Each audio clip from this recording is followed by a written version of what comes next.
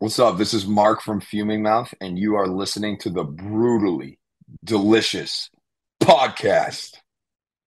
One, two, three, four. The Brutally Delicious Podcast. The Brutally Delicious Podcast. The Brutally Delicious Podcast. The Brutally Delicious Podcast. How are you, my friend? Dude, I'm doing good. How are you doing? I am well, thank you. Day off, so I'm kind of just doing a few interviews here and there and trying to take care of house stuff and all that nonsense. So, same Very shit. cool. You guys are up in northern New England? We're in Boston. Oh, okay. Cool. There's a lot of metal history in Boston. Yeah, it's crazy. Sam Black Church just played the Worcester Palladium the other night. I didn't make it out to that because I went to see Harm's Way in Boston, but yeah, as far as metal history goes, that's one of so many I bands think, from the area. yeah, I think one of my favorite bands, Unearth, they're from up there, right? They're from up there. Oh yeah, yeah, and all those metalcore bands like Kill Switch Engage, All That Remains, Unearth, um, Shadows Fall. Yeah, the list goes on. That's great. It's funny because you don't think about it really when you think about like metal cities, but there's a lot of good stuff that comes out of there. Yeah, it's wild. Yeah, there's a lot of good stuff. I could go on and on. I really could. Anyway, let's talk about Fuming Mouth. Holy cow. I was listening to the radio the other day on Sirius, and Jose's playing you guys. How great is that? Oh man, yeah, it's awesome. I got to admit, it's just yeah, it's very surreal for sure. Yeah, I was like, because to be honest, I hadn't really, you guys were not on my radar till Austin hit me up with this interview a couple weeks ago. And then I'm doing a Yeah. little research and just listening to Sirius XM doing some other shit. And I was like, oh my God, that's them. And it's great and it's banging. What's been the results to it so far? Or the Uh, response it's been to the results? it's been incredible. I mean, the first song we put out, it's one of our most melodic songs, and singing in Fuming Mouth is something we've done for 5 years. Any real fan would know that. And but this one is like where it's the most in your face. It's not. We have this other song called "Beyond the Tomb," and that was played on Sirius too, which was like a huge moment. Um, and but having the Silence Beyond Life, our first single, played on there, and it's been great. The Having people like DM us and how like emotional the song is to a lot of people has been like has made it very worth it. What does that feel like at the end of the day? I mean, because when you're writing the song, obviously you hope it connects, but you really have Yeah, no way of knowing, right? You're just putting it out there, and then when it finally does really connect with somebody, is that like the great big payoff? I think so because especially that's the best song on the album, and well, that could be argued. There's a lot of songs. My personal favorite on Last Day of Sun is Burial Grounds. Um, all the songs are different, but with Silence Beyond Life, yeah, the payoff has been incredible because there's a lot of people that don't know the band and just immediately resort to, they heard it for 20 seconds once, and Right. they immediately resort to talking badly about it, and making fun of it, or going on and on. So then it's like when we get a DM that someone had to like, when we get multiple DMs about how impactful it was to certain people, it that's the moment where it's like, anyone talking bad or any hater is like, it doesn't that shit doesn't even matter. Right. And at the end of the day, yeah, you're only writing to a certain or trying to connect with a certain amount of people that, really get it or in that following. You're not really worried about those keyboard warriors and all the other stuff, right? I'm not worried about anyone at the end of the day. I'm worried about like the song being good, because if the song is good, then I'll connect. That's how I look at it. So Okay. So this second record, I mean, you went through hell, literal hell, trying to put this record out, or we're going I through wish I hell. could have gone to hell instead. Yeah, that sucks. But we're sitting here talking, right? So that's pretty amazing. Exactly, exactly, and that's why it's like it's all fucking awesome. So obviously that gave you a new lease on life, I'm sure. And but when you were writing this record, was it difficult to put all of your everything into it? Because I know it's deep and it's coming from No, that a lot of people can't really relate to, right? no, I was on a lot of drugs, so I didn't have like like awareness to understand like what was too much or what wasn't. Um, and it was a huge like distractor. So like it was one of those things where I would totally get lost in just making the music. So when you go back and listen to it now, do you ever go, "Oh shit, I put too much of myself in there," or "I've exposed too Uh, much yeah, vulnerable," or yeah, no? yeah, I absolutely 100%. I look back on it. Sometimes I wish I just made an album like, oh, pop, pop, pop, pop, pop, pop, pop, pop, pop, pop, for fucking 40 minutes. Yeah, sometimes I do wish I did that.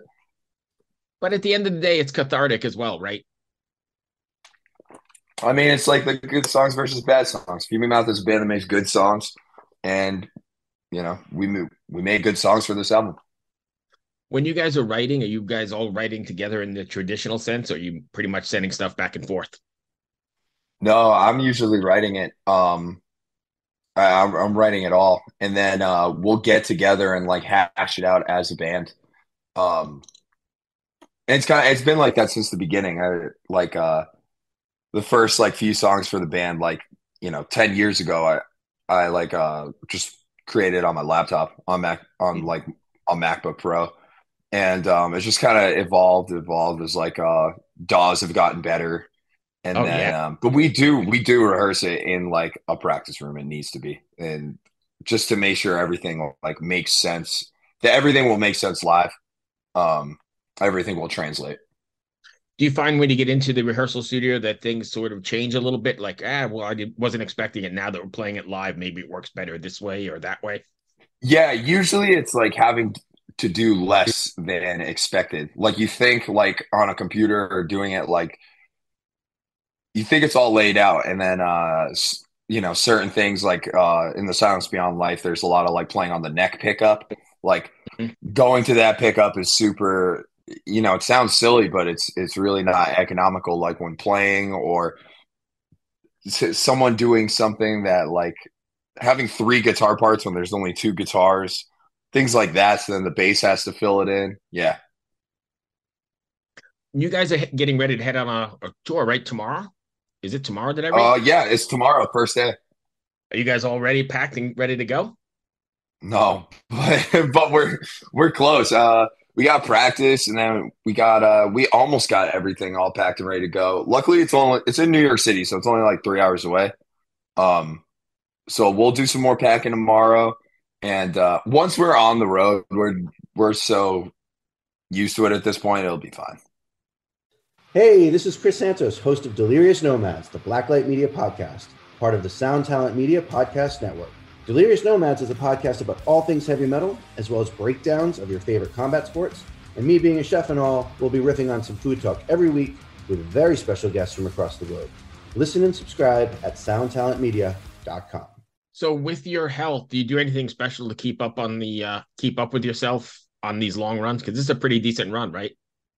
Yeah, for me, I got this like infusion. It's called like an IVIG, and I just got it the other day, and it like gives you like an artificial immune system for a period of time.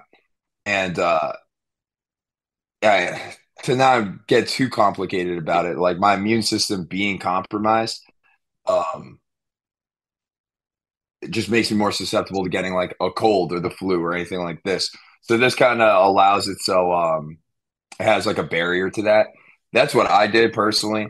That's what my doctors recommend. I still go to the doctor like very regularly for this, Right. and uh, and then as far as anything else goes, just don't drink too many energy drinks. Don't sleep whenever I can. Understand that routine does not exist in this in this kind of landscape, and yeah, just try and look on the bright side. Last day of sun.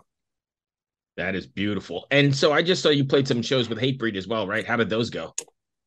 We played one show with them, and it was fucking awesome. It was like it just have the opportunity. All things aside, like we had technical difficulties, but we got the opportunity to play with not just Hatebreed, but All Out War too.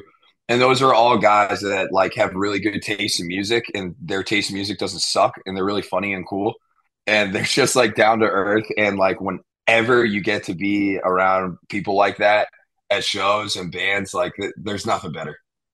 Yeah, we've had Jamie on the show a few times. He's a really great guy. Right? I actually like I don't think I didn't get to say what's up to him at that show. He was like that was at this venue called the Chance in Poughkeepsie in Hudson Valley. Yeah, And it's been yeah. around Very forever. So familiar. like Yeah. like so it was a lot of people he hadn't seen in a while. So it was kind of like a reunion vibe as well, where a lot of people like that hadn't seen each other in years were coming out. Right. Yeah. That's a good stuff. And the crowd was good. You good response from them? Yeah, I think so. I mean, the technical difficulties made it kind of hard, but by the end, we have the song "Master of Extremity," and it's super like it's super entombed. So like something off of like "Clandestine." There's like a song Hmm. specifically off of "Clandestine" that it's really like. And once we played that song, the vibe was like immediately back into place and great. Oh, nice. Hit the groove and went from there. Hit the groove, hit the groove. So what do you guys That's what have that planned? song does. So you guys are doing the tour. Are you releasing more singles as most people do in the new music business model, or are you going to stay with the release? Because you're only 3 days from the release as well, right? Yeah, we're gonna go with this. We're gonna drop this release. We recorded 16 songs. There's 12 songs on the album, so there's more songs. Some of those are gonna be like kind of some of those created the foundation for the next album. One of them was supposed to be on the album, and we had to cut it because it was like too much. We were out of time, ironically, Right. and one of them is an alternative version of Out of Time. And yeah, so there'll be more music very soon because it's just recorded. But as far as everything else, we're gonna go to the UK in January. We got some big festivals in the spring, and we're gonna do some more touring. Yeah. Nice. And shoot, I just lost my train of thought. Give me 1 second here. Let me catch my. Oh no, take your time.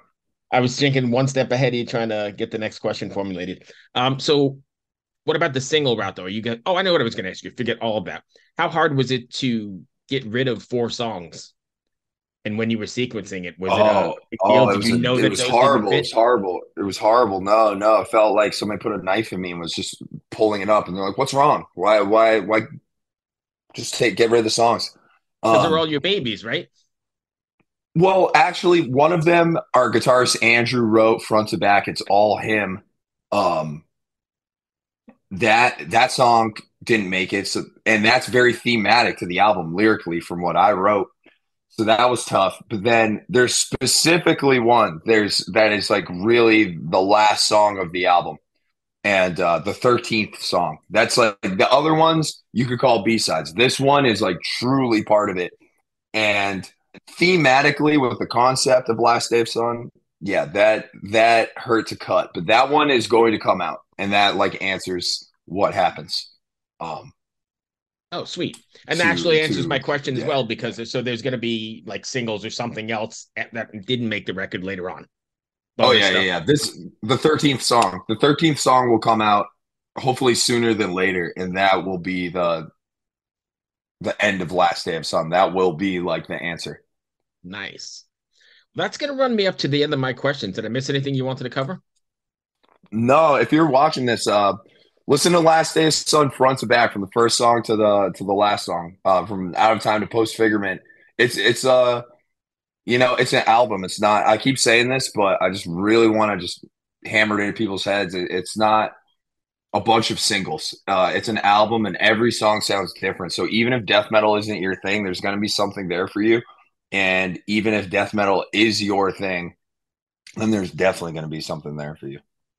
I wish people would consume music like that. The model has changed so much. Like, people like my son, they Yeah. just want that one single and maybe 30 seconds of the single. But I applaud you for doing that whole record thing and sequencing it the way you wanted it. and creating that ebb and flow, which is the way I think music should be consumed, especially heavier music that makes you think.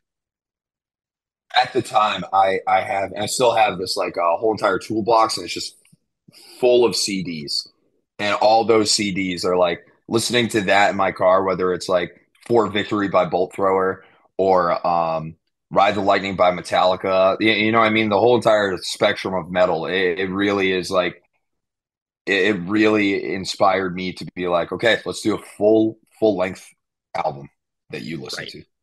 Yep. I 100% agree. And I applaud you for doing that because a lot of people, and I understand they have to because they have to stay afloat. So they've adapted to the, a single every 6 weeks or something. But I really dig Yes. that, at the heart of it, you guys are doing the old school thing, for lack of a Oh better yeah. word. It's the old school, and we're taking it new school. That's beautiful.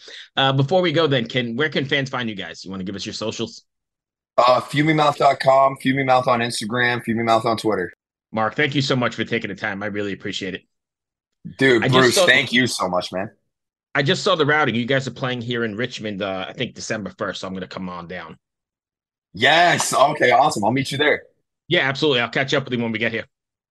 Okay, that's All awesome. right, man. Bruce, thanks All for right. having me, man. Hey, thank you. Travel safe, be well, and we'll see you soon. All right, later, bro. All right, cheers. Bye. Bye. Hey, this is Mike Wiebe, and I'm the singer in a band called the Riverboat Gamblers. And I'm Zach Blair. I play guitar in a band called Rise Against. Mike and I also have a band called the Draculas, and we also have this great, amazing new podcast called Zach and Mike Make Three. Yeah, each week we're going to ask ourselves and we're going to ask our guests what 3 favorite things they are into at that moment or in their entire lives. And then we're either going to agree with them or we're going to make fun of them. And you're going to listen to it and you're going to like it, or we will make fun of you. How about that? I just flipped it on you, the person listening to this right now. But we're going to do it every week here on the Sound Talent Network. Once again, it's called Zach and Mike Make Three. Yeah.